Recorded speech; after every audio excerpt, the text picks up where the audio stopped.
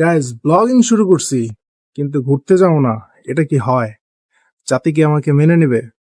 কখনোই না। তাই আজকে আমি রোড ট্রিপে যাচ্ছি। So let's go.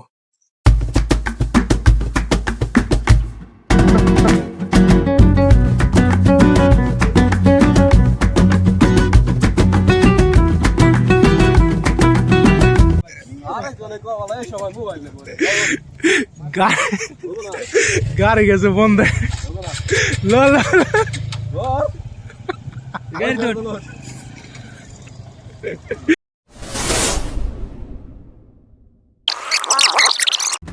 গাইস, আমি হাসতেছিলাম কারণ আমাদের যাত্রা শুরু হওয়ার আগেই অলক্ষী লেগে গেছে।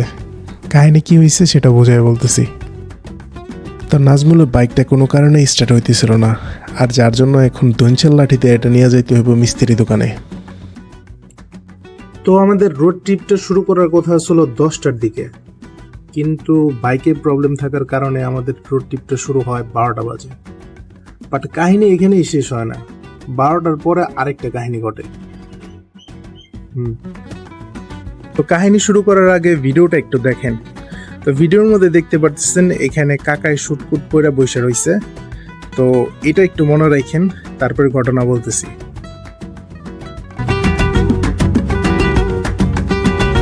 তো আজকে আমাদের প্ল্যান ছিল যে আমরা আব্দুল্লাহপুর যাব এবং আব্দুল্লাহপুর থেকে আমরা মাওয়া যাব, মাওয়া থেকে আমরা ভাঙা যাব এবং ভাঙা থেকে আবার মাওয়া ঘাটে আসব এবং মাওয়া ঘাটে আমরা ইলিশ খাবো, এরকম একটা চিন্তা ভাবনা ছিল।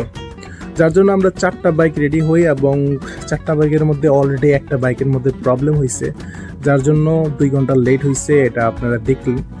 তো তারপরে যে কাহিনীটা হয় সেটা হইতেছে 4টা বাইকতে আমরা রওনা হই কোনাখোলা থেকে আব্দুল্লাহপুর পর্যন্ত যাই।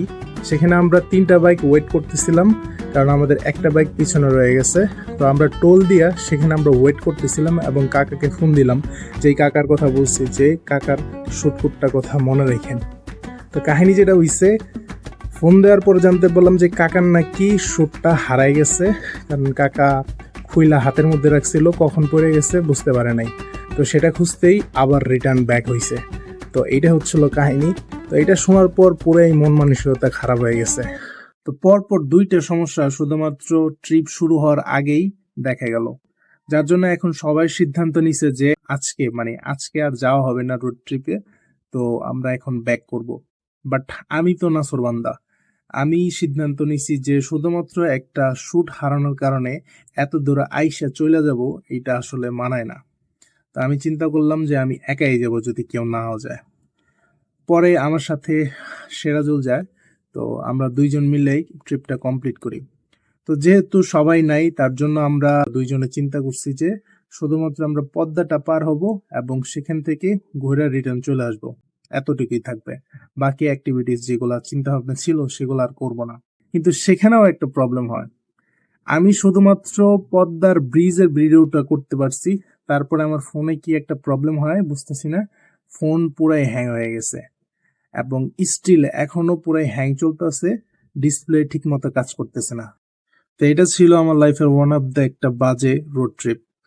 তো বেশি কিছু দেখাইতে পারব না, শুধুমাত্র আপনাদের পদ্মা সেতু যেটা আছে সেই ভিডিওটাই দেখাইতে পারতেছি।